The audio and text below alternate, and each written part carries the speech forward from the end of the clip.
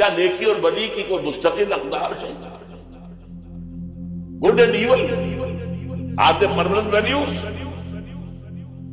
یا جیسے آج کل کی بات ہو گئی ہے، بہت بڑی گمراہی کی بات ہے کہ بہت عام کہی جاتی ہے، nothing is good or evil, only thinking makes it سو۔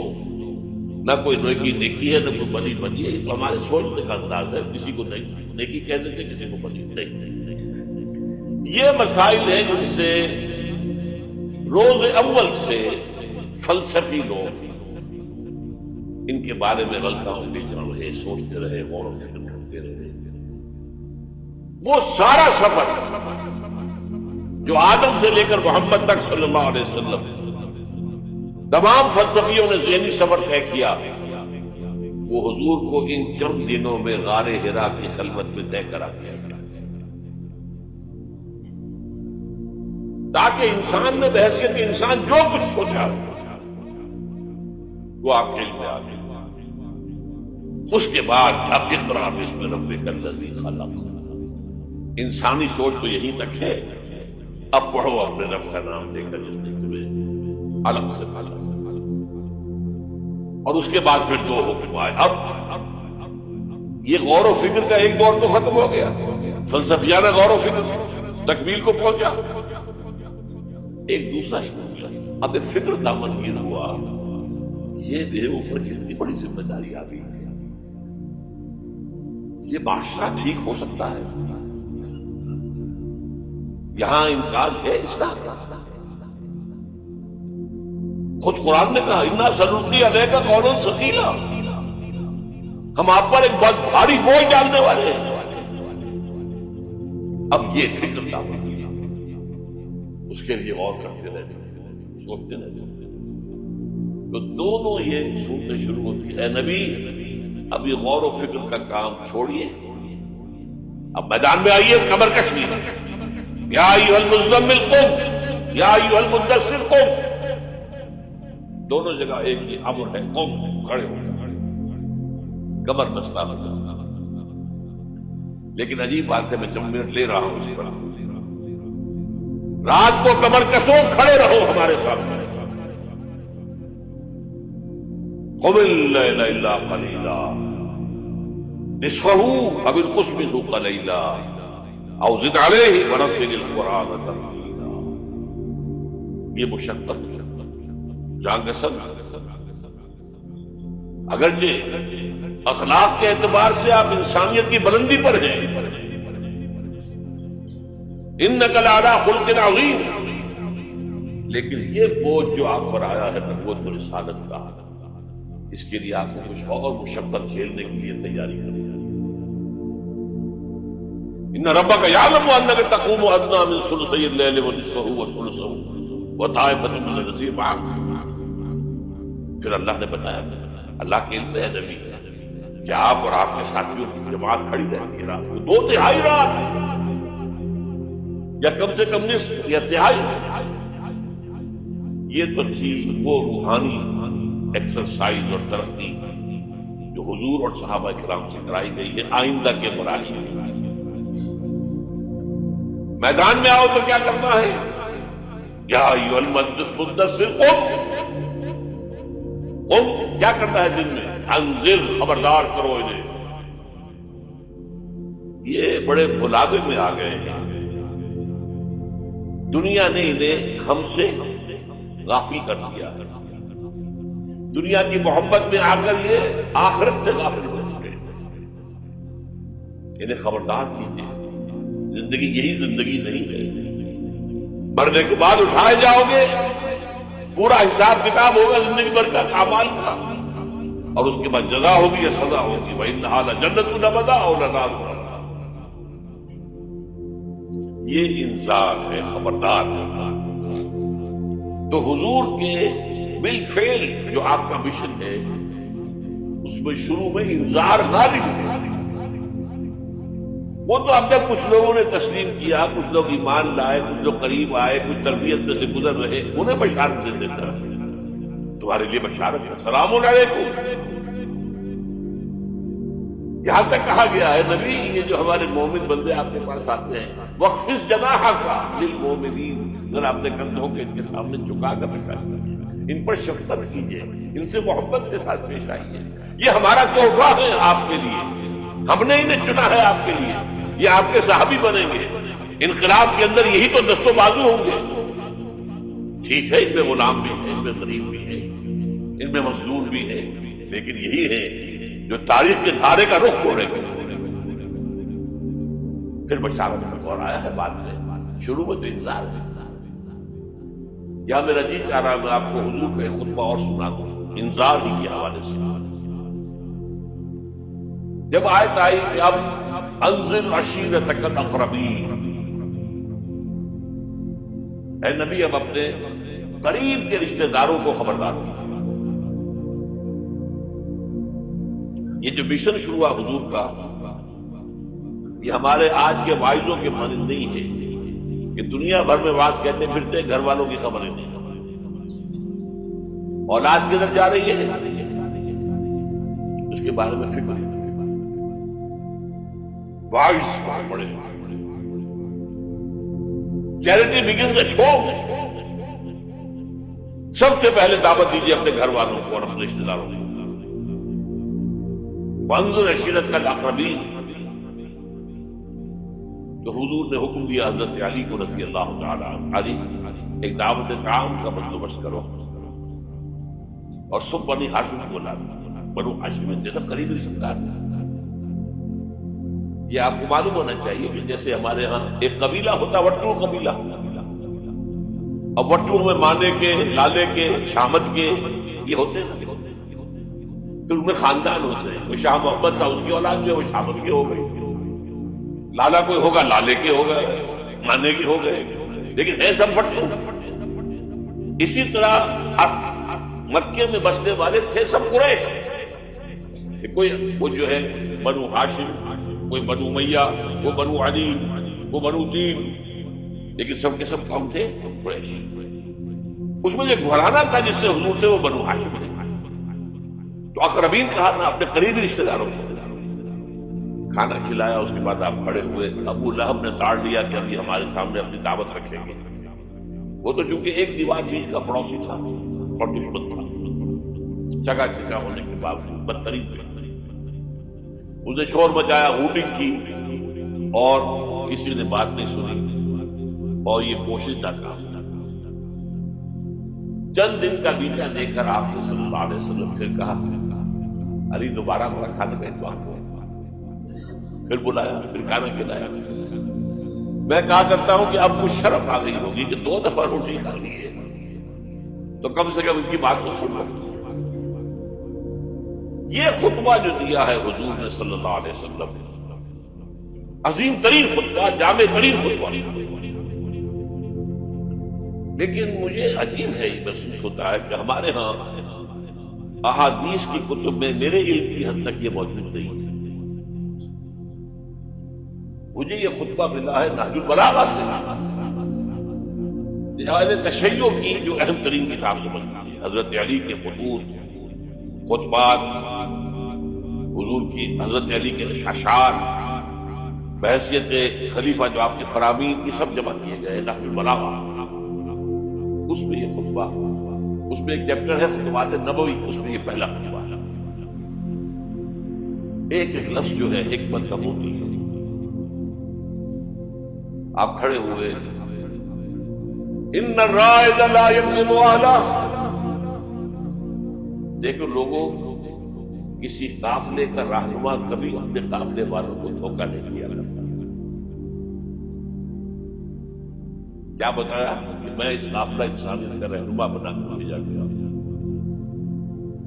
واللہ لو کذبت الناس جميعا ما کذبتکم ولو غررت الناس جميعا ما غررتکم، خدا کی قسم میں پوری دنیا سے جھوٹ بول سکتا بالفرض تو تم سے میں کبھی نہ بولتا۔ یو آر مائی کیسن کن، اور اگر میں چاہتا پوری دنیا کو دھوکہ دے سکتا بالفرض تو تمہیں تو کبھی نہ دیتا۔ یہ تبدیل ہو گئی 3 جملے۔ چوتھے جملے میں ایمان باللہ ایمان بالرسول دونوں آ گئے. واللہ الذی لا الہ الا ہو انی لرسول اللہ الیکم خاصۃ والی الناس کافۃ. قسم ہے اس اللہ کی جس کے سوا کوئی الہ نہیں. توحید آگے بڑھی. میں اللہ کا رسول ہوں تمہاری طرف خاص طور پر اور پوری دنیا کی طرف عام ہوں. اب جو جملے آ رہے ہیں وہ سارے انذار آخرت پر. واللہ لتموتن کما تنامون. خدا کی قسم تم سب پر موت آئے گی جیسے کہ روزانہ رات کو سو جاتے ہیں. ثم لتبعثن کما تستيقظون. پھر ایک صبح ہوگی جب اٹھا لیے جاؤ گے جیسے کہ روزانہ صبح بیدار ہو جاتا ہے.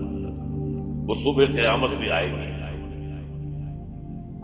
اور کبھی آپ نے نوٹ کیا بیداری کے وقت کی دعا مسنون کون سی ہے؟ الحمدللہ الذی احیانی بعدما اماتنی والیہ النشور. اصل اللہ کے حمد اس کی تعریف اس کا جس نے مجھے دوبارہ زندہ کر دیا. اس کے بعد مجھ پر موت طاری ہو گئی. جو شخص روزانہ صبح یہ الفاظ پڑھے گا جب صبح قیامت کو اٹھے گا تو اس کی زبان پر یہ الفاظ آئیں گے کہ نہیں آئیں گے؟ الحمدللہ الذی احیانی بعدما اماتنی والیہ النشور. واللہ لتموتن کما تنامون ثم لتبعثن کما تستيقظون ثم لتحشرن بما تعملون. پھر حساب کتاب لیا جائے گا جو کچھ تم کر رہے ہو. ثم لتجزون. پھر لازماً جزا دی جائے گی. بالاحسان احسانا وبالسوء سوءا. اچھائی کا اچھا بدلہ برائی کی بری سزا. وانھا لجنۃ وبدا او نار وبدا. اور وہ کیا ہے؟ یہ ہمیشہ ہمیشہ کے لیے جنت اور یہ ہمیشہ ہمیشہ کے لیے آگ. اللہ ان ہمیں بچائے. اب ذرا یہ چند منٹ آپ کے لیے میں نے اس کے بعد میں آپ کو بتا رہا ہوں کہ میں خوشخبری لے کر آئی. آپ نے اگر کوئی بینر وغیرہ دیکھے ہوں گے تو اس میں موضوع میرا کیا ہے؟ بعثت محمدی علی صاحب الصلاۃ والسلام. ایک عالمی انقلاب عالمی اسلامی انقلاب کا پیش ہے. خوشخبری یہ ہے ایک عالمی اسلامی انقلاب آ کر رہے گا. پوری دنیا پر اللہ کا دین غالب آ کر رہے گا. یہ خوشخبری. اس خوشخبری کے لیے ایک تو قرآن مجید کے اندر احساسات کیا. قرآن مجید میں نے آپ کو آیات میں نے بتائی دو باتیں واضح کرتا ہے. هو الذی ارسل رسولہ بالہدی ودین الحق لیظہرہ علی الدین کلہ. یہ 3 دفعہ الفاظ آئے ہیں قرآن میں. سورہ توبہ، سورہ فتح، سورہ صف. ایک شوشے کا فرق ہے. اور کسی رسول کے لیے یہ الفاظ نہیں آئے. یہ نوٹ کر کے میں شاید 2 سال پہلے یہاں آیا تھا تو میں نے تکمیل نبوت اور رسالت پر بات کی تھی. حضور پر نبوت صرف ختم نہیں ہوئی ہے، مکمل ہوئی ہے. اور آپ کی فضیلت کی بنیاد یہ ہے کہ مکمل ہوئی ہے. محض ختم نبوت میں فضیلت کا پہلو کون سا ہے؟ ایک چیز پہلے تھی اب نہیں ہے. فضیلت کا ایک چیز سوچ رہے ہیں. کامل ہوئی نبوت، کامل ہوئی رسالت. یہ تکمیل نبوت و رسالت یہ اساس ہے فضیلت محمدی کی صلی اللہ علیہ وسلم. نبوت کا کمال کیا ہے؟ ہدایت کامل ہو گئی قرآن میں. اسی لیے اس کی حفاظت کا ذمہ اللہ نے لیا. تورات کا تو نہیں لیا. حالانکہ قرآن کہتا ہے انا انزلنا التوراۃ فیہا ھدی ونور. تورات بھی ہم نے نازل کی تھی، اس میں ہدایت بھی تھی، نور بھی تھا. ابھی ہدایت کامل نہیں تھی. ابھی انٹرم پیریڈ کے لیے ہدایات تھی.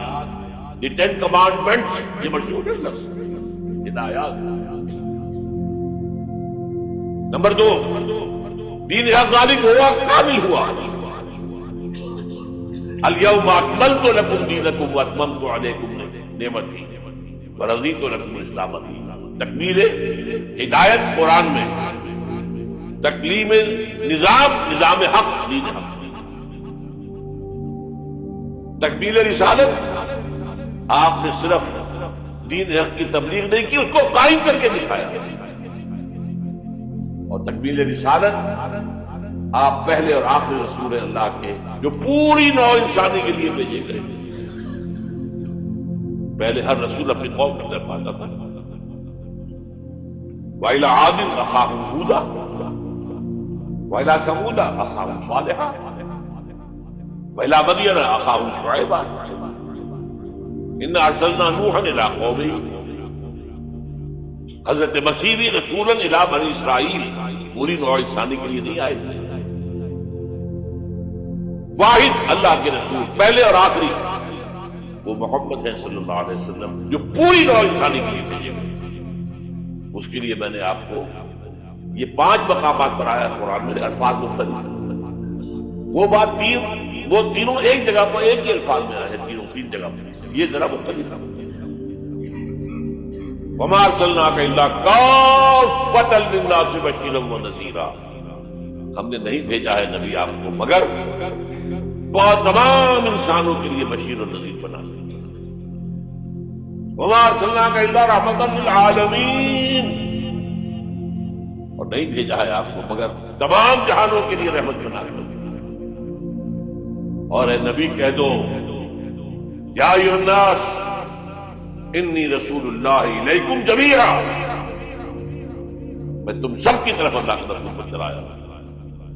وہ میں نے خطبہ سنایا، اس کے اندر بھی موجود ہے، پہلے دن سے موجود ہے، پہلے دن سے حضور پر بات واضح تھی، یہ آیتوں تو بعد میں نازل ہوئی ہے۔ واللہ الذی لا الہ الا هو انی لرسول اللہ الیکم خاصۃ والی الناس کافۃ۔ اب نتیجہ نکالیے اس کا صغرا کبرا۔ حضور کو بھیجا دین کے غلبے کے لیے، بھیجا پوری نوع انسانی کے لیے، تو جب تک پوری نوع انسانی پر اللہ کا دین غالب نہ ہو، کیا حضور کا مقصد بعثت مکمل ہو گیا؟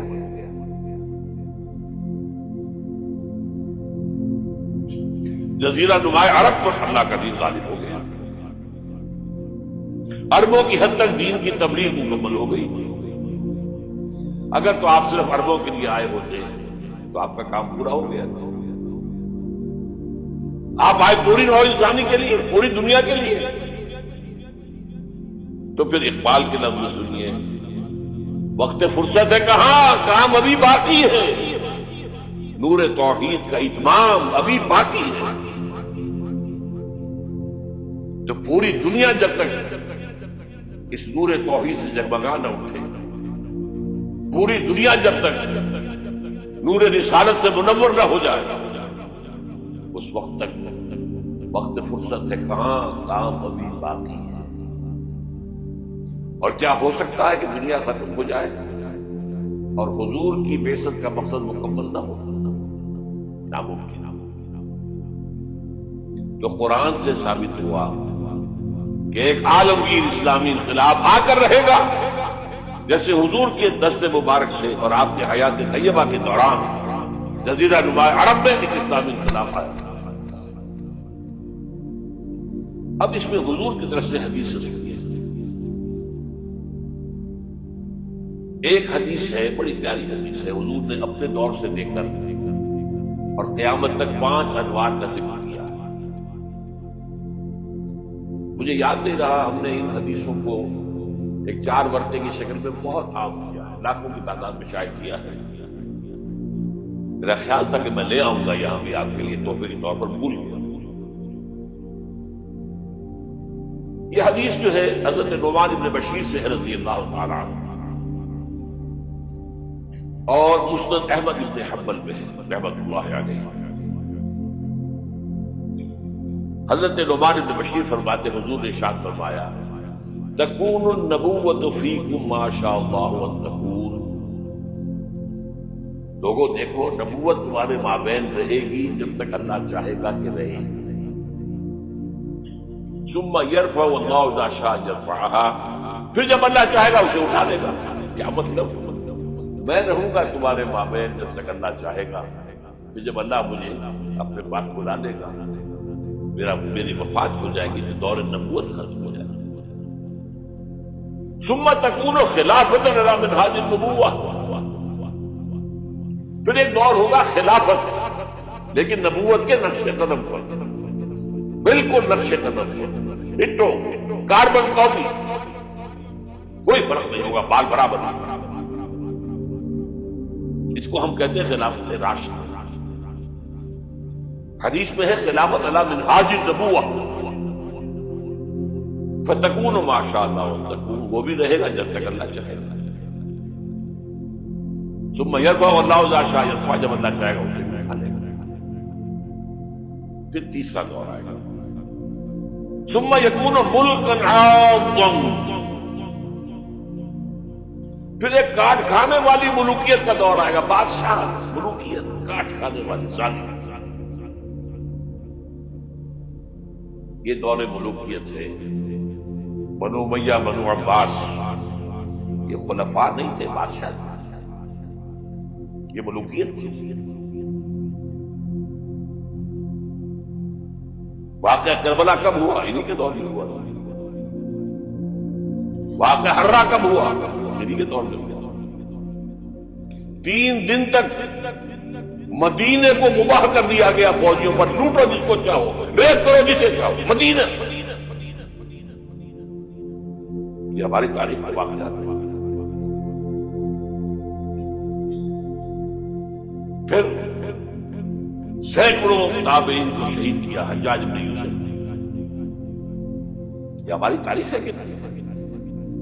حضور خبر دے رہے ہیں، ملک عاضا، کاٹنے والی کٹکھنی ملوکیت کا دور آئے گا۔ فرمایا یہ بھی رہے گا جب تک اللہ چاہے گا،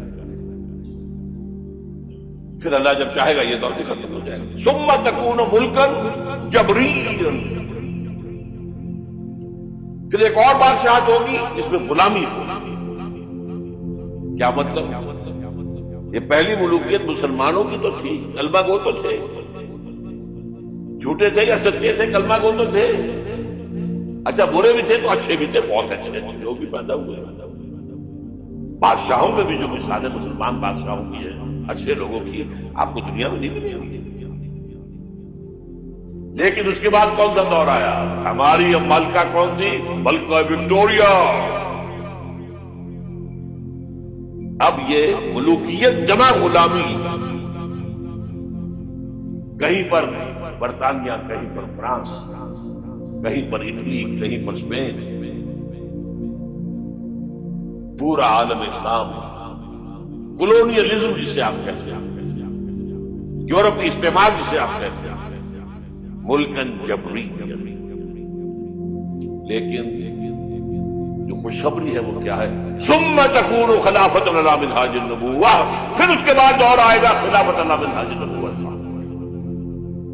یہ خوشخبری ہے۔ آج تاریخ کا قافلہ کہاں کھڑا ہے نوٹ کر لیجیے۔ وہ ملکن جبرین براہ راست ختم ہو چکا ہے۔ انگریز گیا، فرانسیسی گئے، بلندیزی گئے، ڈچ گئے، اسپینیئرز گئے، اطالوی گئے، سب گئے، عالم اسلام آزاد ہو گیا۔ لیکن بائی پراکسی انہی کی حکومت جاری ہے، انہی کے ذہنی غلام، انہی کے تہذیبی شاگرد، انہی کے غلام، انہی کے ایجنٹ آج پورے عالم اسلام پر حکمران۔ صرف یہ کہ پہلے وہ براہ راست حکومت کر رہے تھے، اب بائی پراکسی کر رہے ہیں۔ اپنے دور میں تعلیم دے کر ایسے لوگ پیدا کر گئے جن کی چمڑیاں تو کالی رہ گئی، اندر سے یورپین ہو گئی۔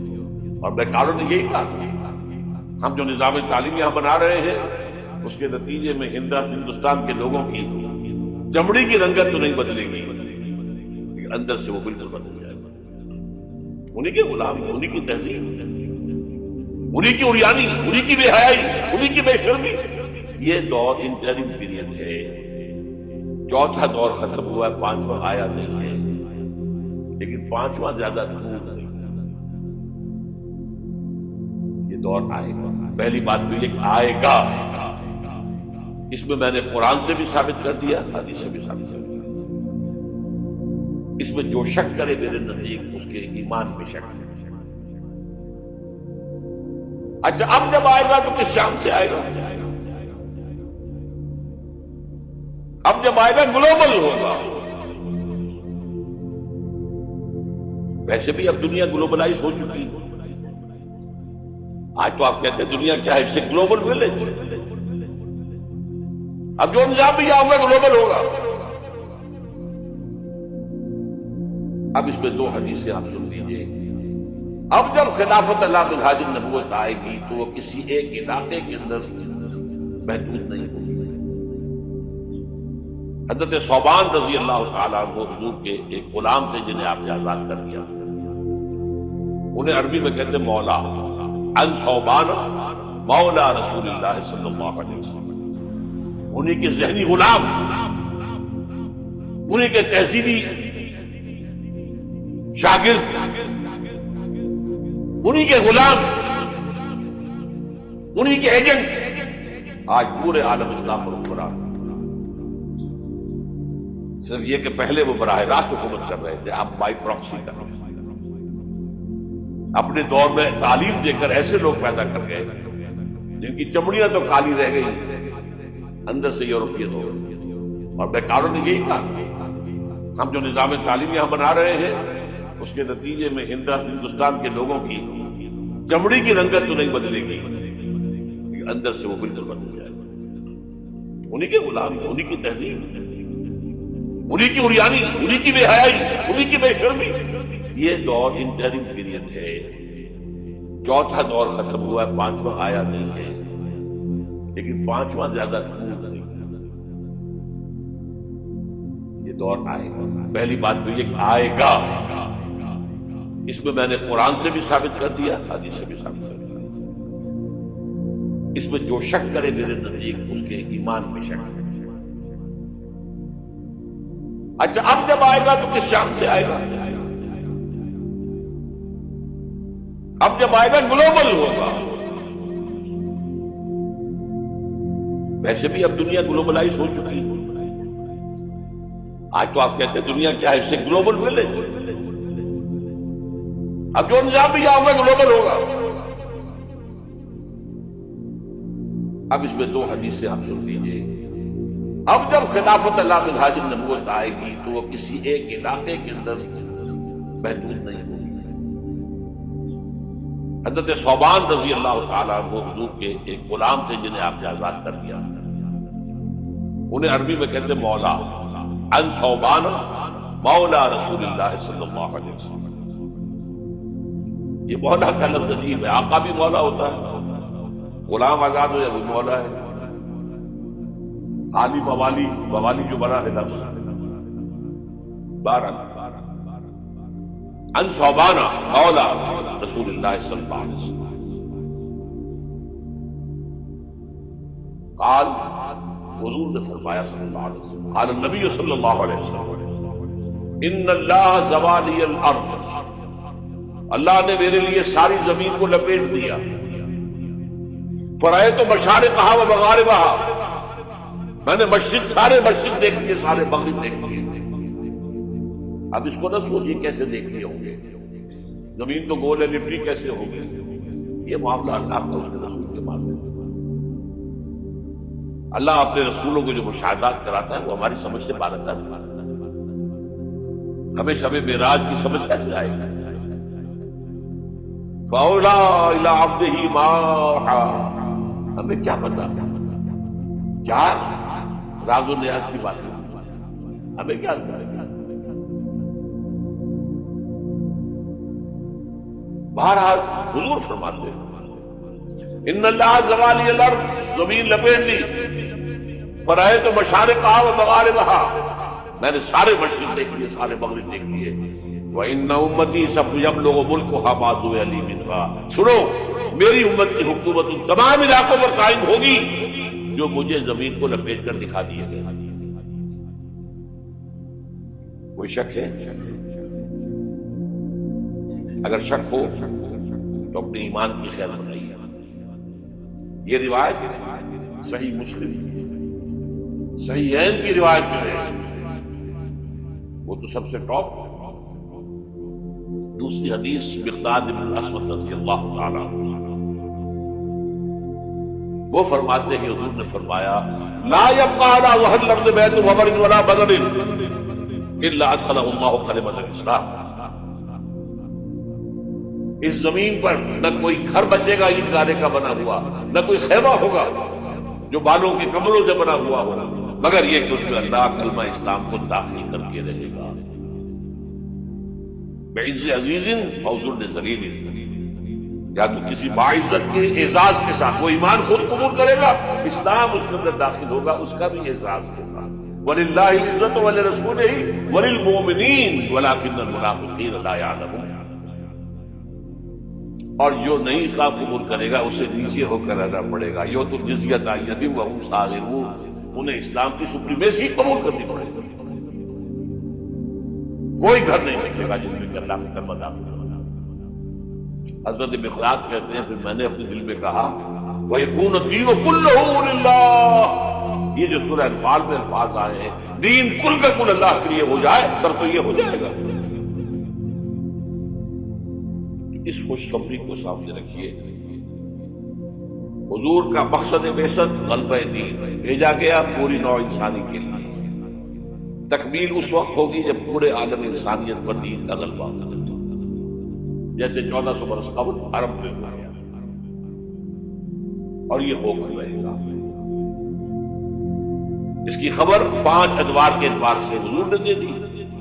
اس کے گلوبل ہونے کی حضور نے 2 حدیثیں میں نے آپ کے سامنے رکھنی ہمیشہ کی. اور آج دنیا ادھر جا رہی ہے،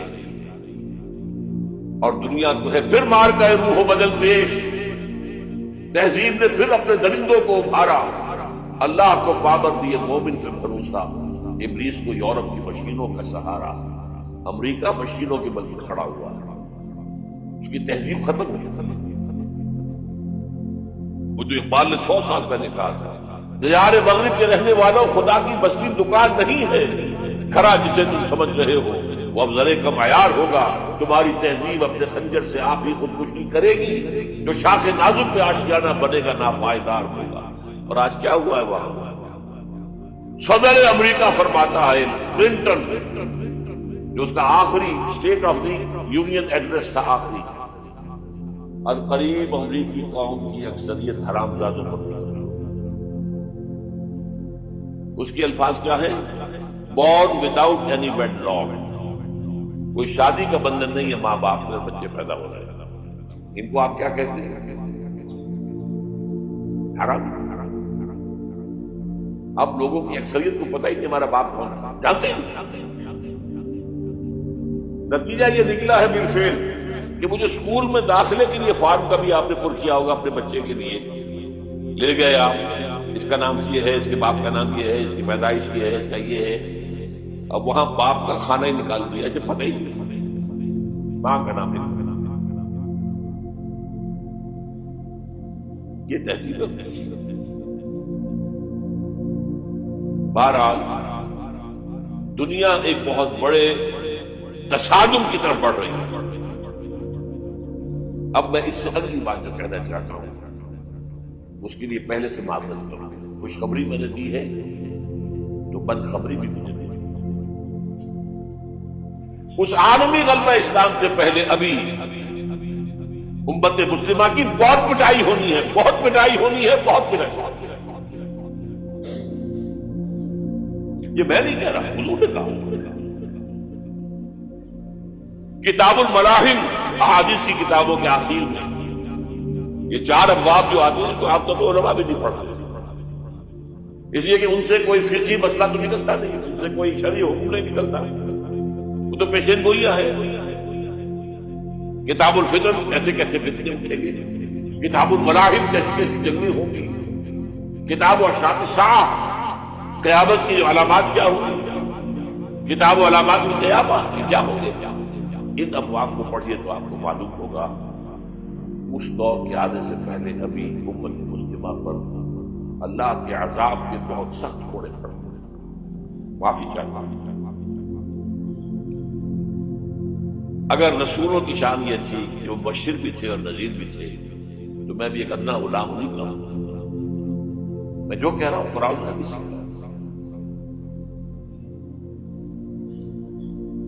یہ عذاب کیوں آئے گا؟ امت مسلمہ بحث کے اندر مجموعی اللہ کی نگاہ میں مجرم، بہت بڑی مجرم. کیوں؟ ایک انچ زمین دنیا میں نہیں دکھا سکتی جہاں اللہ کا دین قائم ہے. یہ مذہب ہے، مسجدیں ہیں، حج ہے اور عمرے ہیں، یہ مذہب ہے. دین کہاں ہے؟ اللہ کا نظام کہاں ہے؟ دین حق کہاں ہے؟ وہ نظام عدل کہاں ہے؟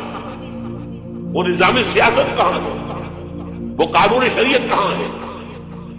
آپ کی ساری معیشت سود کے اوپر ہے، اور سود سے زیادہ بڑا گھناؤنا جرم کوئی نہیں. سود سے زیادہ بڑا گھناؤنا گناہ کوئی نہیں. اس کے بارے میں حضور نے فرمایا الربا 70 جزءا یحوبا، 2 حدیثیں ہیں. ربا کے 70 حصے ہیں، یہ 70 گناہ ہیں. 70 گناہ ہیں، جن میں چھوٹے بھی ہیں بڑے بھی ہیں. 70 گناہ. ایسا رہا ان میں سب سے چھوٹا اس کے مساوی ہے ان کے رجل امہ، کہ کوئی شخص اپنی ماں سے زنا کرے. سنن ابی داؤد نے روایت ہے. سارا نظام آپ کا کہاں ہے؟ تجارت ہو تو اس پر ہے، زراعت ہو تو اس پر ہے. بیج لیا تھا تو سودی قرضے پہ لیا تھا. اس کے بعد جو اس کے لیے کھاد خریدی تھی سودی قرضے پہ خریدی تھی. پیسٹیسائڈ خریدے تھے سودی قرضے پہ خریدے تھے. اس کے بعد اگر کوئی ہارویسٹر لیا ہے، کوئی اور لیا، ٹریکٹر لیا تو سودی قرض. سود ہر دانے گندم میں سود ہے. کوئی شخص بچا ہوا نہ، میں بچا ہوا نہ بچے ہوا، کوئی بچا ہوا. سارا کاروبار، ساری صنعت و حرفت، ساری حکومت، پوری حکومت، پوری قوم سود کے اندر جکڑی. ایک ایک شخص. کہاں ہے اسلام؟ آپ میری بات سمجھ لیجئے. اسلام کے 2 حصے کر لیجئے. اسلام بطور مذہب، اسلام بطور دین. اور یہ تو آپ قرآن پڑھتے ہیں، پورے قرآن میں مذہب کا لفظ تو آیا ہی نہیں ہے. حدیث کے ذخیرے میں بھی میری امکان، میرے معلومات کے تک کہیں نہیں. یہ مذہب تو ہمارے یہاں استعمال ہوتا تھا فقہوں کے لیے. مذہب حنفی، مذہب مالکی، مذہب شافعی، مذہب حنبلی. اب ایک مذہب سلفی اہل حدیث حضرات کا ہو گیا ہے، مذہب ظاہری، بعض مذہب جعفری. یہ فقہوں کے لیے تھا. مذہب کیا ہے؟ مذہب کا نام 3 چیزوں کا مجموعہ مذہب ہے. کچھ عقائد، کچھ عبادات، کچھ رسومات. بچہ پیدا ہوگا تو کیا کریں گے؟ عقیدہ کریں گے. کوئی فوت ہوگا تو کیا کریں گے؟ جنازہ پڑھائیں گے، کفن دفن کریں گے. شادی ہوگی تو کیا کریں گے؟ ایجاب و قبول ہوگا، ولیمہ ہوگا. یہ رسومات. دین یہ نہیں ہے. دین ہے اللہ کا دین، اللہ کا نظام، اللہ کا قانون. وَمَن لَّمْ يَحْكُم بِمَا أَنزَلَ اللَّهُ فَأُولَٰئِكَ هُمُ الْكَافِرُونَ. جو اللہ کی اتاری شریعت کے مطابق فیصلہ نہ کرے وہی تو کافر ہے. میں اور آپ کون ہیں؟ برا نہ ماننا. Face defects. اور یہ فتویٰ کس کا ہے؟ اللہ کا ہے. وَمَن لَّمْ يَحْكُم بِمَا أَنزَلَ اللَّهُ فَأُولَٰئِكَ هُمُ الْكَافِرُونَ وَمَن لَّمْ يَحْكُم بِمَا أَنزَلَ اللَّهُ فَأُولَٰئِكَ هُمُ الظَّالِمُونَ وَمَن لَّمْ يَحْكُم بِمَا أَنزَلَ اللَّهُ فَأُولَٰئِكَ هُمُ الْفَاسِقُونَ. 3 فتوے ہیں اس مفتی اعظم کے جو ہماری اتاری ہوئی شریعت کے مطابق فیصلے نہیں کرتے. وہی تو کافر ہے، وہی تو مشرک ہے، وہی تو فاسق ہے، ناہنجار ہے، باغی ہے. یہ ہے امت مسلمہ کا حال. اب سعودی عرب ذرا پیچھے پیچھے چل رہا تھا، اب آگے بڑھ رہا ہے. اب مخلوط تعلیم کی یونیورسٹی وہاں قائم کر دی گئی. شاہ عبداللہ صاحب جو ہے بش سے NOC لے کر آئے ہیں تو اسے بادشاہ مانا گیا. امریکہ کے غلام بکے سولڈ. اور وہی کیا سب کچھ سارے کے سارے. ہمارا وہ شخص خبیث جو ہمیں اس جنگ میں امریکہ کا جو ہے اعلی کار بنا کے دفاع ہو گیا یہاں سے، اور اس کے نتیجے میں آج ہمارے ہاں ساری بدم. یہ کیوں ہو رہا؟ جنگ تو امریکہ کی ہے. آج ہمیں باور کرا دیا گیا ہماری جنگ ہے، یہ امریکہ کی سب سے بڑی کامیابی ہے۔ ہماری جنگ کیسے ہے بھائی؟ یہ جنگ 2001 میں شروع ہوئی تھی، سب سے پہلے حملہ افغانستان میں کیا گیا تھا، ہم سے مدد مانگی تھی کہ ہماری مدد نہیں کرو گے تو ہمارے دشمن ہیں۔ جنگ ان کی تھی کہ ہماری تھی؟ ہماری جنگ ہوتی تو ہم مدد مانگتے اسی سے۔ نہ کوئی جرم ثابت تھا اسامہ کا، نہ کوئی جرم ثابت تھا طالبان کا۔ جرم ایک ہی ہوا تھا کہ کچھ شریعت محمدی نمایاں ہو رہی تھی، اس کی برکات کا ظہور ہو رہا تھا۔ 90% عراق کے اندر امن قائم ہو گیا۔ یہ بات کہی اقبال نے 1936 میں، ان کی آخری نظموں میں سے ہے ابلیس کی وجہ سے شورا۔ اس میں ابلیس کہتا ہے کہ نہ مجھے جمہوریت سے کوئی ڈر ہے، میرا اپنا بنایا ہوا نظام ہے، وہی شیطانی نظام ہے یہ۔ ہم نے خود شاہی کو پہنایا جمہوری لباس، جب ذرا آدم ہوا ہے خود سناس و خود نگر۔ نہ اشتراکیت سے مجھے کوئی ڈر ہے، کب ڈرا سکتے ہیں مجھ کو اشتراکی کوچا گھر؟ یہ پریشان روزگار آشفتہ برداشت ہے، اگر کوئی ڈر خطر مجھ کو تو اس صورت سے ہے، اس کی خاکستر میں ہے اب تک شرارے حال، اس کے انگارے اوپر سے اس کے اوپر راکھ آ گئی ہے، نظر نہیں آ رہا، اندر آگ دہک رہی ہے، ان کے دلوں کے اندر آگ دہک رہی ہے۔ اصل حاضر کے تقاضاؤں سے ہے، لیکن یہ خوف ہو نہ جائے آشکارا شر پیغمبر کا، وہ شر پیغمبر ابھر کر افغانستان میں سامنے آ رہا ہے۔ بلینز آف ڈالرز جو ہے امریکہ دیتا ہے افغانستان میں، افیون کی کاشت بند نہیں ہوتی، اور ملا عمر کا ایک حکم اور کاشت زیرو ہوتی۔ انہوں نے کہا یہ تو ہمارے لیے انتہائی بڑا خطرہ ہے، یہ نظام ظاہر ہو گیا دنیا پر، اگر یہ ابھی کلی ہے، کھل گئی، پھول بن گئی تو کیا ہوگا؟ یہ شیطنت ختم ہو جائے گی۔ اس لیے تہس نہس کیا افغانستان، وہ جنگ ہے۔ اب وہاں سے جو لوگ بھاگ کر آ گئے تھے ہمارے قبائلی نقوں میں آ کر آباد ہو گئے، کیونکہ خود امریکہ لے کر آیا تھا انہیں۔ جب روسیہ کے خلاف جنگ ہو رہی تھی تو جہاد جہاد جہاد کا غلغلہ بلند کر کے یہ اسامہ ابن لادن خود امریکہ کا ایجنٹ تھا اس وقت، عمر عبد الرحمان امریکہ کا ایجنٹ تھا، ایک اور ایجنٹ کس کا ذریعے سے عبدالعظام، یعنی وہ لے کر آ رہے تھے مسلمانوں کو، مجاہدین کو، وہ خلوص کے ساتھ کام کر رہے تھے کہ یہاں اسلام آئے گا، اس جہاد کے نتیجے میں اسلامی ریاست قائم ہوگی، اسلام پہ غلبہ ہو جائے گا، آؤ آؤ آؤ۔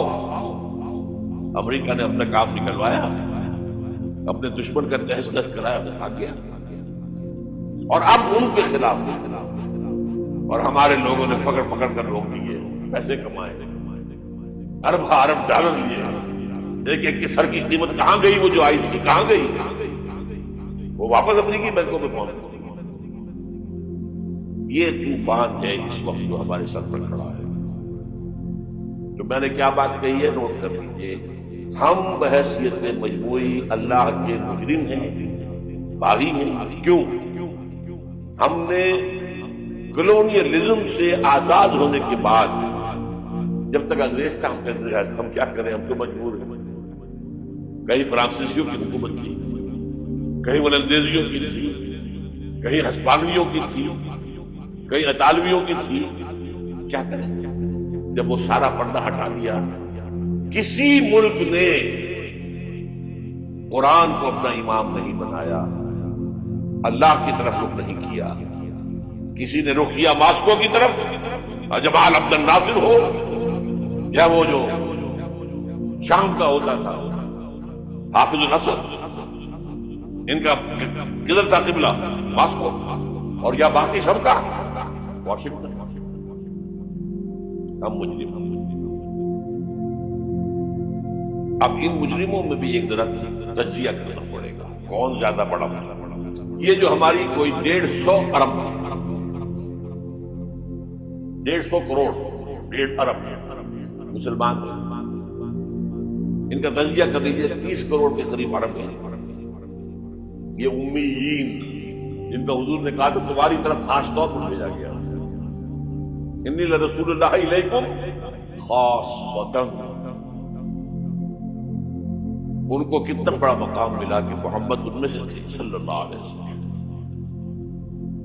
یہ رتبہ بلند ملا جس کو ہاشمی تھے کہ نہیں تھے, کرشی تھے کہ نہیں تھے. اور نمبر 2, ان کی زبان میں اللہ کا کلام ہے. ہم تو کیسے پڑھیں اللہ کا کلام؟ عربی سیکھیں, گرامر سیکھیں, گردانے رٹے, چٹائی توڑ تعلیم حاصل کریں تو قرآن پڑھیں. ان کی تو مادری زبان میں ہے. پھر انہوں نے امام نہیں بنایا تو سب سے بڑے مجرم ہو.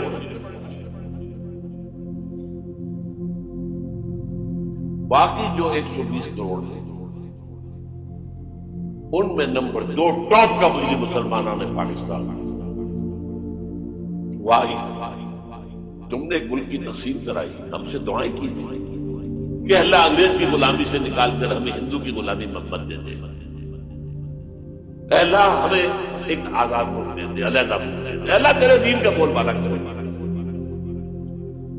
تیرے دین کا نمونہ دکھائیں گے دنیا کو. یہ علامہ اقبال کا خواب تھا جو 1930 میں انہوں نے دیکھا تھا. ایک تو یہ کہ ہندوستان کے شمال مغرب میں ایک آزاد اسلامی ریاست قائم ہوگی, آزاد مسلمان ریاست. وہ تو 17 سال کے بعد ہو گئی, 37 کا خطبہ تھا, 47 میں قائم ہو گئی. دوسرے یہ کہ اگر ایسا ہو گیا تو ہمیں موقع مل جائے گا کہ اسلام کے چہرے پر جو داغ دھبے عرب ملوکیت, عرب امپیریلزم, شہنشاہیت کے دور میں آ گئے تھے, اب دنیا تو دیکھتی ہے نا ملومیہ کا دور کیسا تھا. آخر ہماری تاریخی کا داغ ہے نا. واقعہ کربلا کس کا داغ ہے؟ واقعہ ہررا کس کی تاریخ کا داغ ہے؟ ہمارے چہرے کا داغ ہے. تاریخ تو ہماری ہے. ہم یہ چہرے پر, اسلام کے چہرے سے یہ داغ دھبے دھو کر اصل اسلام اور اس کا عہد حاضر کے تقاضوں کے مطابق ایک نظام قائم کر کے دنیا کو دکھائیں گے. ایک مثال ہوگی.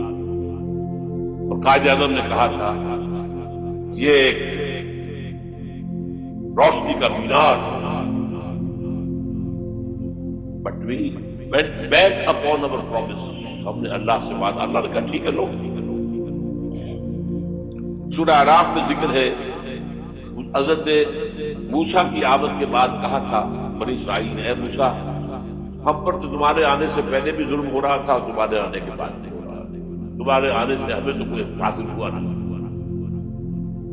سورہ اعراف میں ان کا قول ہے عصا ربکم ان یہلک عدوکم ویستخلفکم فی الارض فینظر کیف تعملون. قریب ہے کہ تمہارا رب تمہارے دشمن کو ہلاک کر دے, فرعون اور لاؤ لشکر کو غرق کرے, تمہیں دنیا میں حکومت دے, پھر دیکھے گا تم کیا کرو گے. اللہ نے ہمارے دشمن کو قتل کیا. گاندھی کے لیے یہ موت سے کم بات نہیں تھی, کانگریس کے لیے یہ موت سے کم بات نہیں تھی. بھارت ماتا کے ٹکڑے, کچھ ہی دنوں پہلے گاندھی نے کہا تھا میری لاش کے اوپر پاکستان بن سکتا ہے. بنا کیسے بن گیا؟ وہ اللہ کا فیصلہ. یہ معجزہ تھا. رمضان المبارک کی 27ویں شب کو نازل ہوا ہے. جو رات نزول قرآن کی ہے وہی رات نزول پاکستان کی ہے. معجزہ. لیکن تم نے تو محل بنائے ہیں, تم نے دنیا بنائی ہے, تم نے موٹر وے بنا لی ہے. ہمارا دین کہاں ہے؟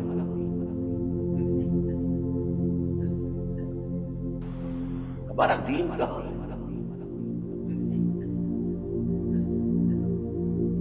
نمبر 2 باقی نمبر 3 پہ جائیں گے. اب نوٹ کر لیجئے, یہ کتابیں اگر آپ پڑھنا چاہیں تو کتاب الملاحم میں پڑھیے. بدترین عذاب عربوں پر آیا کھڑا ہے, سروں پر ٹنا ہوا. بدترین ایسی جنگ ہونی ہے الملحمۃ العظمیٰ, جس کو کہ میں بھی آپ کو گواہی پیش کر دوں گا, جسے کہا گیا کہ لاش کروسیڈ. بش نے بھی کروسیڈ کا لفظ بول دیا تھا, پھر واپس لیا اس نے. نکل جاتی ہے جس کے منہ سے سچی بات مستی میں. فقیہ مجتہد بھی سے اور ہندے بالا خار اچھا, کروسیڈ کہہ کر پھر واپس لیا. یہ کروسیڈ اس کے اوپر جس قدر نقصان ہونا ہے عربوں کا، گریٹر اسرائیل بنے گا، یہ عراق، شام، اردن، سعودی عرب کا کچھ شمالی علاقہ، ترکی کا جنوبی علاقہ، مصر کا صحرائے سینا، اور اس کے ساتھ ہی جو بہترین اس کا زرخیز ترین علاقہ ڈیلٹا آف نائل، یہ سب یہودیوں کے قبضے میں جائے گا۔ اس کو حدیث میں کہا گیا الملحمۃ العظمی۔ عیسائی 80 علم لے کر مسلمانوں کے اوپر حملہ آور ہوں گے، اور ہر علم کے نیچے 12,000 فوج، 9.5 لاکھ فوج۔ یہ نیٹو کی تیاری کس کے لیے ہو رہی ہے؟ جب USSR کا خاتمہ ہوا تو پوچھا گیا تھا نیٹو چیف سے، اب کس لیے؟ تمہارا وہ دشمن تو ختم ہو گیا، اب ہمیں اسلامک فنڈامنٹلزم سے نمٹنا ہے۔ وہ جانتے ہیں خطرہ یہی ہے، اب اسلام ابھر سکتا ہے، مسلمانوں کے سینوں کے اندر وہ آگ ہے، اوپر خاک اس طرح آ گیا ہے، تمہیں اٹھانا بیٹھنا، یہ اندر تو انگارہ ہے، اوپر سے راکھ ہے، اس سے دھوکہ نہ کھا جانا ان کے دلوں کے اندر۔ اور بش نے کہا تھا مسلمان چاہتے ہیں کہ ہسپانیہ سے لے کر انڈونیشیا تک نظام خلافت قائم کریں، اور میں حیران ہوا تھا کہ اس کمبخت کو ہسپانیہ کا خیال کیسے آ گیا؟ ہمیں تو کبھی آتا ہی نہیں، ہم تو بھول گئے، وہ تو 500 برس پرانی بات ہے جبکہ وہاں سے ہمیں نکال دیا گیا تھا۔ اگرچہ اقبال نے کہا تھا ہے ارض فلسطین پہ یہودی کا اگر حق، ہسپانیہ پر حق نہیں کیوں پہلے عرب کا؟ ہسپانیہ میں تو 800 سال حکومت کی مسلمانوں نے، اور ابھی 500 برس ہی گزرے ہیں۔ یہودی تو ارض مقدس سے 2000 سال نکالے ہو چکے، انہیں لا کے آباد کیا گیا، عربوں کے سینے میں خنجر پھونک دیا گیا۔ وہ چھوٹا سا چھوٹا جو چاہتا کرتا، کوئی پوچھنے والا نہیں۔ امریکہ جیسے اپنے بیٹے کی حفاظت کرے ویسے کرتا ہے، اور حضور نے فرمایا ہے وہ جنگ جب ہوگی تو ایک باپ کے اگر 100 بیٹے ہوں گے تو 99 ختم ہو جائیں گے، ایک بچے گا۔ یہ حدیث صحیح ہے۔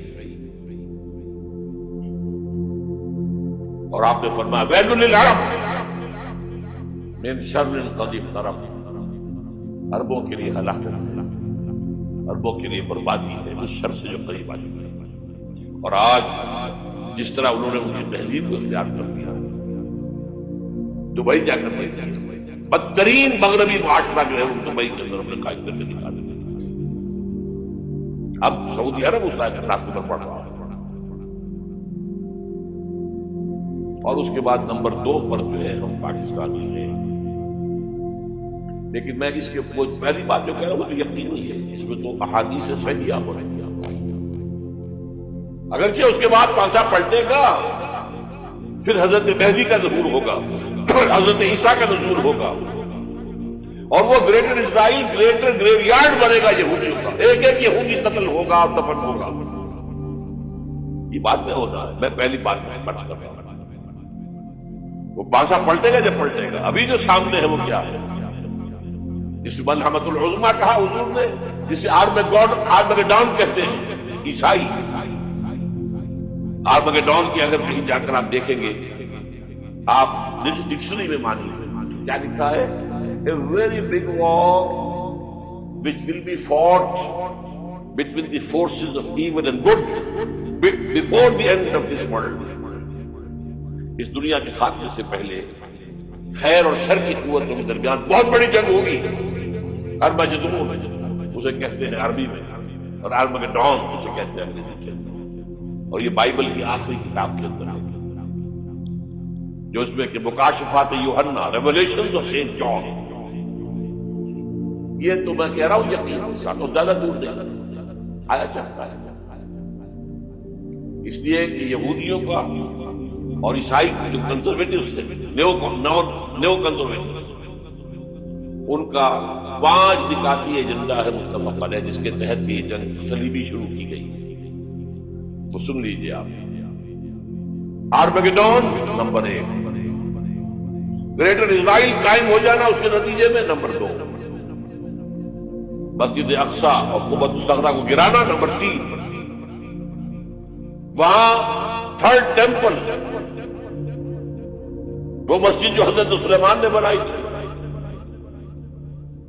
1000 قبل مسیح نے، پھر برباد کی تھی نبوکدنضر نے، دوبارہ بنائی گئی، پھر دوبارہ ختم ہوئی 70 عیسوی تک گری پڑی. ان کا خانہ کعبہ گرا ہوا 70 عیسوی سے لے کر آج تک.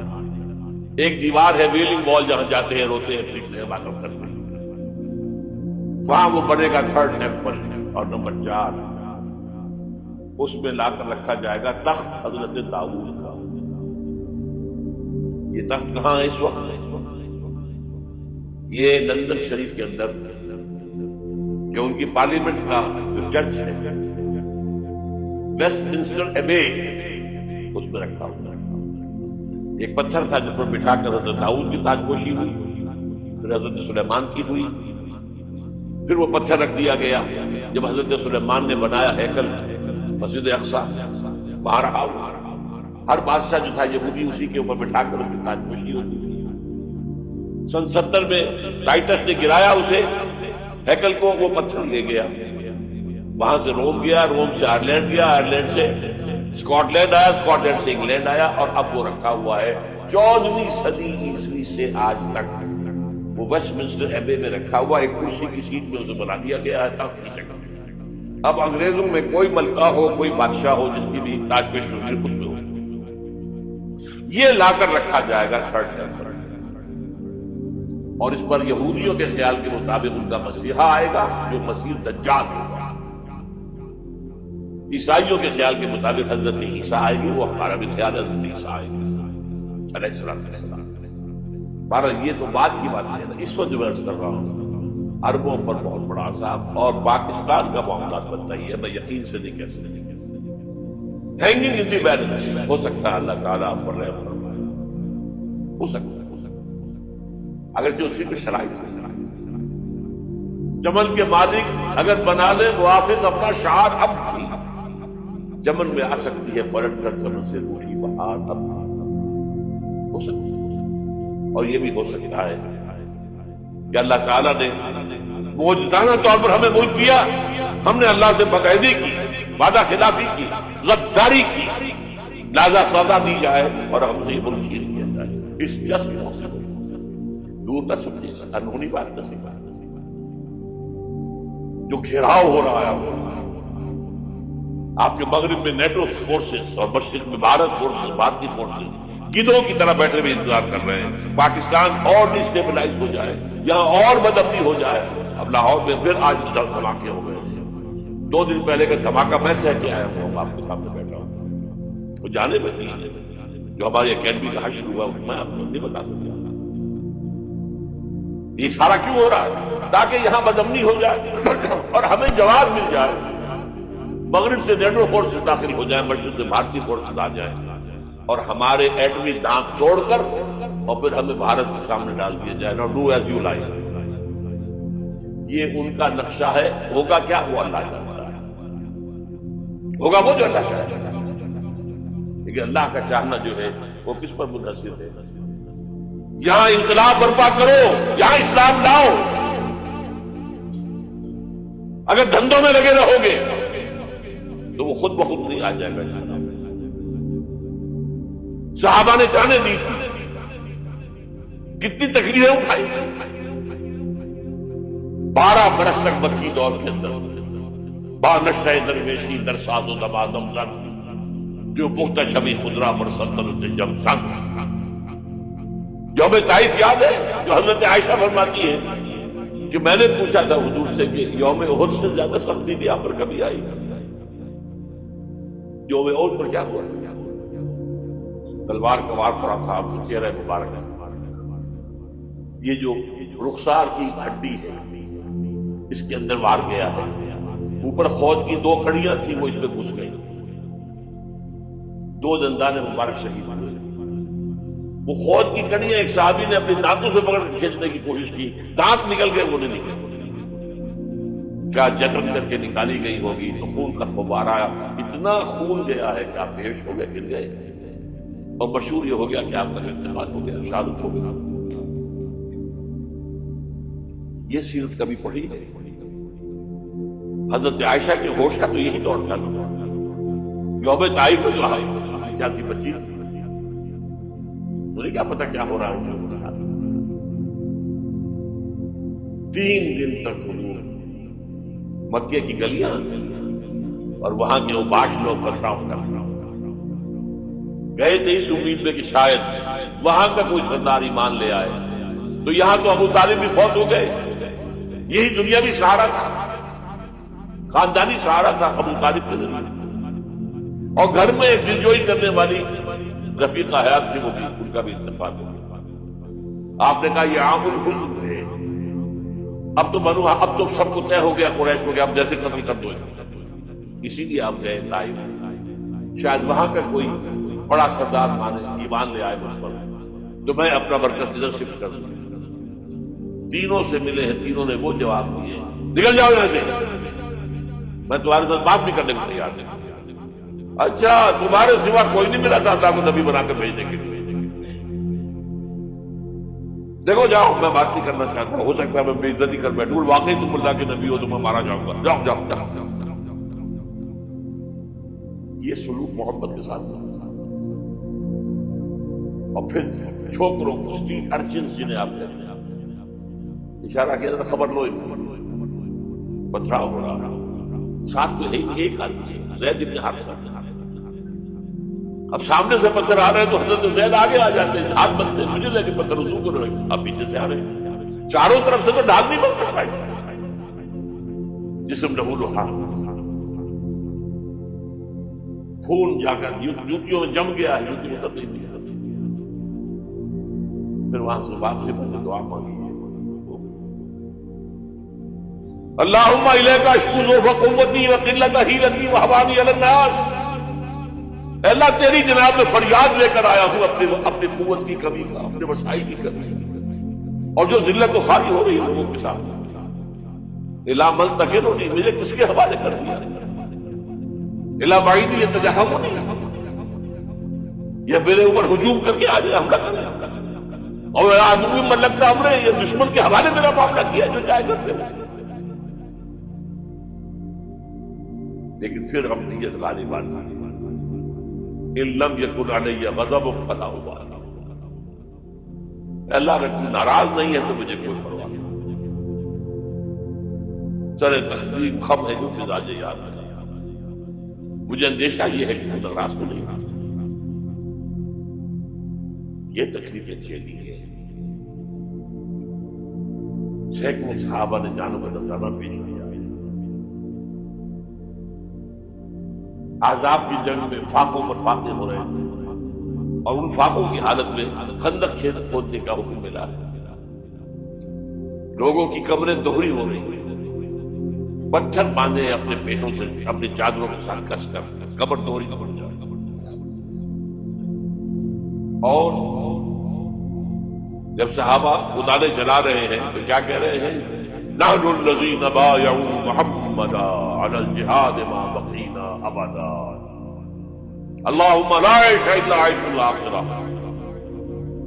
صحابہ کہتے تھے ہم وہ لوگ ہیں جنہوں نے محمد سے بیعت کی ہے کہ جہاد کرتے رہیں گے جب تک جان میں جان نکل جائے تو بات ہے، جان ہے، چاہے ابھی بھوک سے کمر دوڑی ہوئی جا رہی، جان تو ہے۔ اور ایک دفعہ کہتے تھے اللہم لا عیش الا عیش الاخرہ، اللہ عیش زندگی تو آخرت کی زندگی ہے۔ اور حضور فرماتے تھے، حضور کے بیٹھے ہوئے نہیں تھے کہ تکیہ لگا کر پتھر اٹھا کر خندق میں چلے جا کے باہر پھینک رہے تھے۔ جب صحابہ کہتے ہیں اللہم لا عیش الا عیش الاخرہ، حضور فرما رہے ہیں فاغفر للانصار والمہاجر، اے اللہ ان انصار اور مہاجرین کی مغفرت فرما۔ پھر حضور کی خدمت میں کچھ لوگ آئے، حضور اب یہ فاقہ ناقابل برداشت ہو گیا، دیکھیے ہم نے یہ پتھر باندھے تھے پیٹوں کے ساتھ۔ حضور نے کرتا اٹھا کر دکھایا، وہاں 2 پتھر ہوتے ہیں۔ یہ ہے سیرت نبی۔ آپ کس چیز کو سیرت نبی سمجھتے ہیں؟ بہرحال اس موضوع پر میری ایک کتاب ہے منہج انقلاب نبوی، کہ انقلاب کیسے آیا تھا، اگر دل میں ذرا بھی آرزو پیدا ہو گئی ہو کہ اللہ قبول کر لے مجھے بھی، مجھے قبول کر لے اس کا، تو وہ کتاب آپ کی یہ مست کا پڑھنا۔ وہ جو ہمارے مکتبے نے شائع کی ہوئی ہے اچھے سفید کاغذ پر، وہ تو 200 روپے کی ہے، لیکن ہمارے تنظیم کے طرف سے تاکہ کم استطاعت والے لوگ استفادہ کر سکیں، وہ 70 روپے کی قیمت، تو شاید 50 میں آپ کو مل جائے، وہ یہاں مل جائے گا۔ بات پڑھیے خدا کی، وہ سیرت اس میں آپ کو ملے گی، سیرت ان جلوسوں میں نہیں ہے، سیرت ان درود کی محفلوں میں نہیں ہے، سیرت ان نعتوں کے اندر نہیں ہے۔ کہاں ہے؟ کسی نے یہ واقعات آپ کو بتائے؟ منہج انقلاب نبی، پھر 5 چھوٹی کتابوں کا ایک سیٹ میں آپ کے لیے بنا کر لے کر آیا ہوں۔ وہ بہت تھوڑی تعداد میں آج جمعے کے اندر جب بک گیا ہے، اکثر اس بہت تھوڑی تعداد میں رہ گیا ہے۔ حب رسول کے تقاضے میں نے سوچا کہ ہمارے حضور سے تعلق کی بنیادیں کیا ہیں، سوچا کہ رسول کامل 12 تقریریں میری ہیں جو پاکستان ٹیلی ویژن پر ہوئی تھی 1981 میں، ربیع الاول کے 12 دنوں میں ایک تقریر روز، یہ کتابیں باہر اور آج کے دور میں خاص طور پر جہاد کسے کہتے ہیں؟ جہاد کی حقیقت کیا ہے؟ حقیقت جہاد، اور یہ جو انقلاب کا پروسیس ہے اس کا اختصار کے ساتھ رسول انقلاب کا طریقہ انقلاب کیا تھا، یہ 5 کتابوں کا ایک سیٹ میں ہے، وہ 150 روپے کا باہر مل جائے گا، آپ لینا چاہیں پڑھیں، سنیں، سمجھیں جو کچھ ہم حضور سے محبت کے جو اظہار کر رہے ہیں، جس طریقے سے کر رہے ہیں، اس سے ہمارا تعلق ثابت ہو رہا ہے حضور سے۔ اب میں یہاں آپ کو اختصار سے بیان کرتا ہوں حضور کا طریقے انقلاب کیا تھا، اختصار تفصیل سے کتابوں میں دیکھیں۔ نمبر 1، دعوت ایمان بذریعہ قرآن، یتلو علیہم آیاتہ، آج جمعے میں نے اسی آیت پر تقریر کی، تلاوت کے آیات، قرآن پڑھ کے سناؤ، قرآن پڑھ کے سناؤ، قرآن پڑھ کے سناؤ۔ اس قرآن کے ذریعے سے دلوں میں ایمان پیدا ہو، یقین والا ایمان۔ دیکھیے برا نہ مانے، مغالطے میں نہ رہیے، میرے اور آپ کے دلوں میں ایمان نہیں ہے، عقیدہ ہے، والدین سے ملا ہے۔ یقین والا ایمان کہاں ہے؟ اپنے گریبان میں جھانکیے، اللہ آپ کو توفیق دے۔ کیا مجھے واقعی یقین ہے کہ مجھے مرنے کے بعد یہ اٹھنا ہے؟ کیا مجھے یہ واقعی یقین ہے کہ اصل زندگی آخرت کی زندگی ہے؟ کیا مجھے واقعی یقین ہے کہ قرآن اللہ کا کلام ہے؟ ٹٹولی اپنے دلوں کو۔ اگر یقین ہوتا کہ اللہ کا کلام ہے تو آپ اس کو سمجھنے کے لیے عربی بھی نہ سیکھ سکتے تھے، انگریزی آپ پڑھیں، اور پڑھی آپ نے ایسی کہ انگریزوں کو پڑھا دیں، کیا نہیں کیا؟ پی ایچ ڈیز کر رہے ہیں، کون سے فنون نہیں سیکھے، ڈاکٹر، اتنی عربی نہیں سیکھی۔ تمہارا دعویٰ ہے کہ تمہارا یقین تھا میری کتاب پر، اللہ پوچھے گا تمہارا سلوک کیا تھا میری کتاب کے ساتھ؟ تم نے پڑھا اس کو، سمجھا اسے سمجھنے کے لیے عربی سیکھی تو تم جھوٹ بول رہے ہو، تمہارا کوئی ایمان نہیں تھا میری کتاب میں۔ ما آمن بالقرآن من استحل محارمہ، جنہوں نے سود کو اپنے پورے نظام کی جڑ بنیاد بنایا ہو، ان کا ایمان کوئی ہے اللہ پر؟ حضور فرماتے ہیں کہ جس شخص نے حرام کسی شے کو اپنے لیے حلال کر لیا اس کا کوئی ایمان نہیں۔ دوبارہ آج بھی کرنا ہے تو دوبارہ ایمان پیدا کرنا ہوگا، ایمان، عقیدہ نہیں، ایمان، صرف لپ سروس نہیں، اقرار باللسان نہیں، تصدیق بالقلب۔ جو لوگ آئے جن کے دلوں میں ایمان پیدا ہوا پھر ان کا تزکیہ کیا، تطہیر فکر، تصفیہ قلب، تجلیہ روح، تزکیہ نفس، اندر کا باطن دھو دیا قرآن۔ کیوں بجاں در رفت جان دیگر شبد، جان تو دیگر سن جہاں دیگر شبد۔ یہ قرآن جب کسی انسان کے اندر اتر جاتا ہے، اس کے اندر کی مکمل اوور ہالنگ، مکمل صفائی، دماغ کی صفائی غلط نظریات سے، دل کی صفائی غلط نیتوں سے، غلط ارادوں سے۔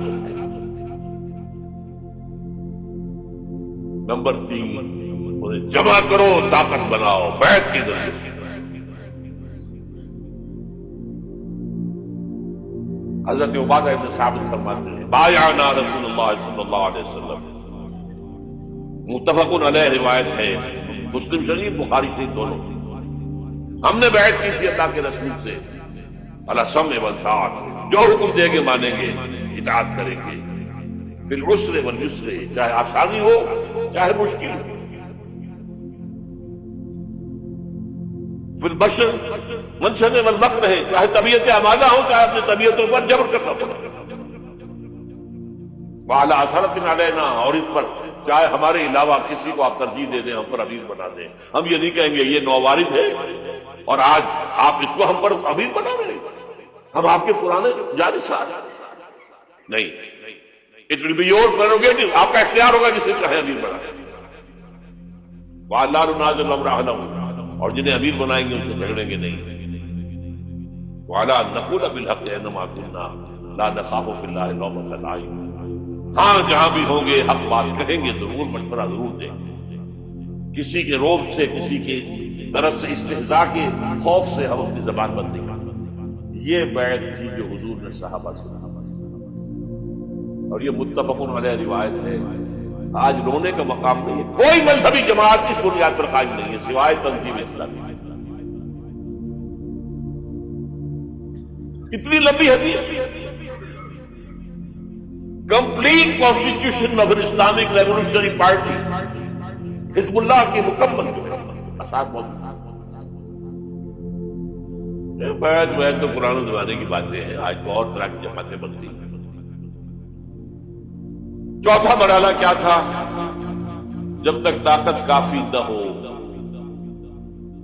تمہیں ستائیں تو مار کھاؤ، جوابی کارروائی کوئی نہ کرنا،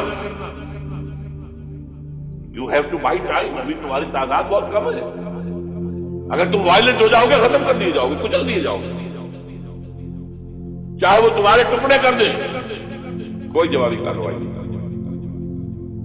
خباب بن الارض رضی اللہ تعالیٰ عنہ کا واقعہ تو ہے، آج میں جمعے میں بھی سنا چکا ہوں، بلایا گیا، آؤ خباب آ گئے، ان کی نگاہوں کے سامنے دہتے ہوئے انگارے زمین پر بچھائے گئے، اتارو کرتا، لیٹ جاؤ ان پر، کھال جلی، چربی پگھلی، انگارے ٹھنڈے۔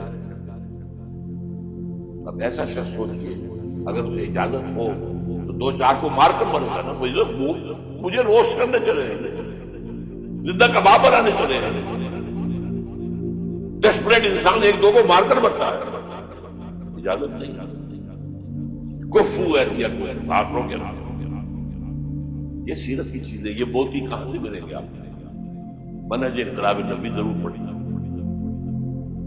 اعلیٰ ایڈیشن کے لیے اللہ محبت دے، سفید کاغذ مضبوط، یہ چھپا ہوا ہے، اس پر نیوز پیپر پر سستا ہے، بھال کوئی پڑھے لیکن تو ملے گا۔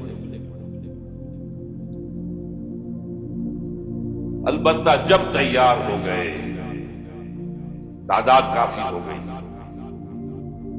تزکیہ ہو چکا ہے، دل میں کوئی آرزو نہیں ہے سوائے اللہ کی رضا اور آخرت کی فلاح کی، شہادت ہے مقصود و مطلوب مومن، نہ مال غنیمت نہ کشور دکھائی، تب اب آخری مرحلہ جنگ۔ بادشاہ درویشی در ساز و دمادم زن، 12 سال مکے میں درویشی، دعوت، نصیحت، تبلیغ، واعظ۔ کوئی پاگل کہہ گیا ٹھیک ہے سن لیا، کسی نے گالی دی جواب میں دعائیں دی، کسی نے پتھراؤ کیا جواب میں پھول پیش کیا۔ یہ درویشی درویشی درویشی درویشی۔ مدینے میں آنے کے بعد صرف 6 مہینے آپ نے لیے، 3 کام کیے: مسجد نبوی کی تعمیر، مہاجر اور انصار بھائی بھائی مواخات، اور نمبر 3 یہودی 3 قبیلے تھے، انہیں جکڑ لیا ایک معاہدے کے اندر میثاق مدینہ۔ اس کے بعد آپ نے چھاپے مار دستے بھیجنے شروع کر دیے۔ جنگ حضور نے شروع کی ہے، قریش نے نہیں کی۔ یہ ہم مغربی پروپیگنڈے کے لیے کہتے رہے کہ نہیں ہم نے تو دفاعی جنگ لڑی تھی، حضور نے تو دفاعی نہیں تھی۔ حضور کا تو فرض تھا دین کو نافذ کرنا، قائم کرنا۔ وہ باطل نظام کے سردار تو بیٹھے مکے کے اندر، فقاتلوا اولیاء الکفر، یہ جو اولیاء ہے ائمۃ الکفر، قاتلوا ائمۃ الکفر، یہ سب کچھ جانتا۔ بہرحال اس کے بعد جنگ شروع ہوئی ہے، تو اوپر اپ اینڈ ڈاؤن کچھ ہوئے ہیں۔ بدر میں اللہ نے بہت بڑی فتح کی، یوم الفرقان۔ بہت میں ڈسپلن کی تھوڑی سی کمزوری ہوئی تو اللہ نے سزا دی، معاف نہیں کیا، کنڈول نہیں کیا۔ فتح ہو گئی تھی، اللہ کا وعدہ پورا ہو گیا۔ 50 تیر انداز جہاں کھڑے کیے تھے حضور نے، یہاں سے ہرگز نہ ہلنا، چاہے تم دیکھو کہ ہم سب قتل ہو گئے اور پرندے ہمارا گوشت نوچ کر کھا رہے، تب بھی یہاں سے نہیں ہلنا۔ لیکن وہاں کیا ہو گیا ڈفرنس آف اوپینین، کہ وہ تو حضور نے شکست کی صورت میں کہا تھا نا، یہ تو فتح ہو گئی ہے۔ لیکن جو لوکل کمانڈر تھے وہ کہتے ہیں مت کھلو مت کھلو مت کھلو، چھوڑ کر چلے گئے۔ 50 میں سے 35 چلے گئے، 15 رہ گئے۔ وہ خالد بن ولید کی وہ خوابی آنکھ نے دیکھ لیا، وہ مورچہ خالی ہے، شکست ہو چکی تھی۔ لیکن پھر کوہ احد کا چکر لگا کر آ کر جو پیچھے سے حملہ کیا، 70 صحابہ شہید ہوئے۔ اللہ تعالیٰ نبیوں سے بھی اور آپ کے نبیوں کے ساتھ وہ معاملہ یہ کرتا ہے کہ پہلے خوب ٹھوک بجا کر دیکھتا ہے پکا ہے کہ نہیں، ایک دم نصرت نہیں آتی۔ یوم طائف کے بعد حضور کے لیے ذاتی طور پر نصرت آ گئی، کلائمیکس ہو چکا تھا۔ دعا میں آپ کو سنا چکا ہوں۔ پھر یہ ہوا ہے کہ جب آپ نکلے ہجرت کے لیے تو گھر کا اگر سے محاصرہ تھا، لیکن کوئی دیکھ ہی نہیں سکا۔ غار ثور میں چھپے ہوئے ہیں، جو ہے اس غار کے دہانے پر پہنچ گئے، لیکن یہ وہاں کچھ کبوتری نے انڈے دے دیے اور کچھ جو ہے جالا بنا ہوا تھا۔ ابو جہل نے کہا تمہارا دماغ خراب ہے، اس غار کے اندر کون ہو سکتا ہے؟ اللہ نے بتایا سراقہ آیا ہے پکڑنے کے لیے، اس کے گھوڑے کے پاؤں جو ہے وہ دھسے کئی دفعہ ریت کے اندر۔ پھر اللہ نے حضور اور غزوہ احزاب کے بعد امت کے لیے یہ کہہ دیا گیا وَبَشِّرِ الْمُؤْمِنِينَ وَأُخْرَىٰ تُحِبُّونَهَا نَصْرٌ مِّنَ اللَّهِ وَفَتْحٌ قَرِيبٌ۔ اب تمہارا کلائمیکس جو تھا آزمائش کا وہ پورا ہوا۔ اب اللہ کی طرف سے خوشخبری سنا دو محمد صلی اللہ علیہ وسلم، اب فتح قریب۔ صلح حدیبیہ فتح ہوئی، تک کو فتح قرار دیا۔ غزوہ خیبر میں اتنی بڑی جو ہے فتح ہوئی۔ پھر سن 8 میں مکہ فتح ہو گیا۔ جاء الحق وزهق الباطل ان الباطل كان زهوقا۔ یہ راستہ اختیار کرنا ہوگا۔ اگر تو حضور کے پروانوں میں نام لکھوانا ہے، پروانے کا کام تو جل جانا ہے، شمع کی شمع محمدی کے پروانے بننا، دعویٰ کرنا آسان کام ہے، بننا بہت مشکل۔ یہ راستہ اختیار کرنا، دعوت ایمان بذریعہ قرآن، تنظیم بذریعہ بیعت، تزکیہ بذریعہ قرآن۔ پھر پیسو ریزسٹنس، جب تک طاقت کافی نہ ہو کوئی جوابی کارروائی، کیپ یور ہینڈز فولڈڈ، کفو ایدیہ۔ اور پھر جب طاقت کافی ہو ٹکرا جاؤ، با نشہ درویشی در ساز و دمادم زن، جو پختہ شبی خضرا بر سلطنت جم زن۔ اب ٹکراؤ۔ آج اس کا ایک بدل ہے، دو طرفہ جنگ کی بجائے یک طرفہ جنگ بھی آج چل رہی ہے دنیا کے اندر۔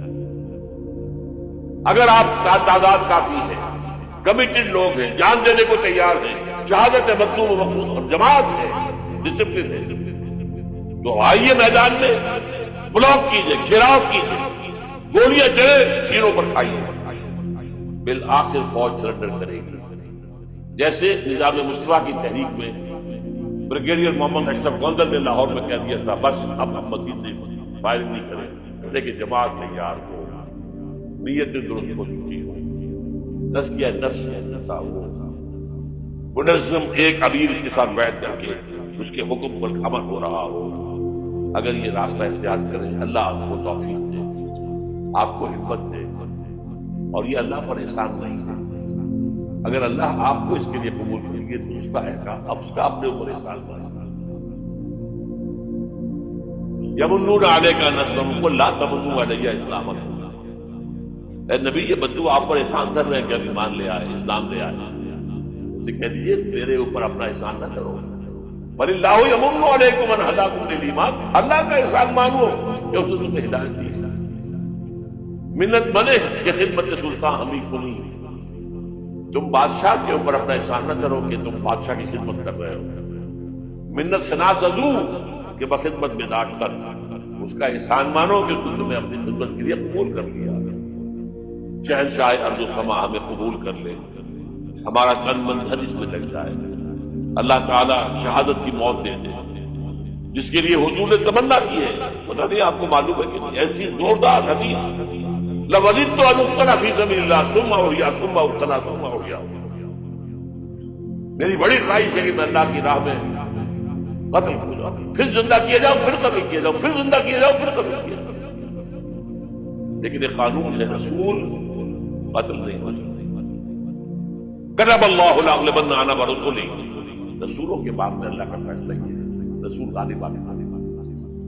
دیکھیے اگر تو یہاں پر اس پاکستان میں اس طرز کا کام آگے بڑھے، جو بھٹک رہے لوگ ہیں، یہ بدنیت نہیں ہے، راستہ معلوم ہے. جو لوگ جو ہے اپنی جان ہتھیلی پر رکھ کے میدان میں آ گئے، اب ان کے خلوص میں کیا کہیں. لیکن راستہ معلوم ہونا بہت ضروری ہے. چراغ نشان راہ دکھاتے تھے جو ستاروں ترس گئے ہیں کسی مرد راہدار کے لیے، راستہ دکھانے والا نہیں. یہ راستہ ہے، اس راستے پر غور کیجیے، اس پر فکر کیجیے، سوچیے. جو میں نے چیزوں کا ذکر کیا ان کا مطالعہ کیجیے، پھر اللہ ہمت دے. آپ کبھی لاہور آئیے، مجھ سے بات کیجیے. اگر آپ کے خیال میں نے کچھ غلط لکھی ہے، غلط کہی ہے، مجھے سمجھائیے. میں آپ کا احسان مت دوں گا. آئے کوئی لاہور دور تو نہیں، آپ چھوٹے سے چھوٹے کام کے لیے صبح جاتے شام کو آ جاتے. اب تو آپ کے پاس موٹر میں بھی بہت آسان بن گئی. لیکن یہ کہ محض یہ سال بہ سال ایک جلسہ کر لینا، ایک تقریب منعقد کر لینا، اس سے تو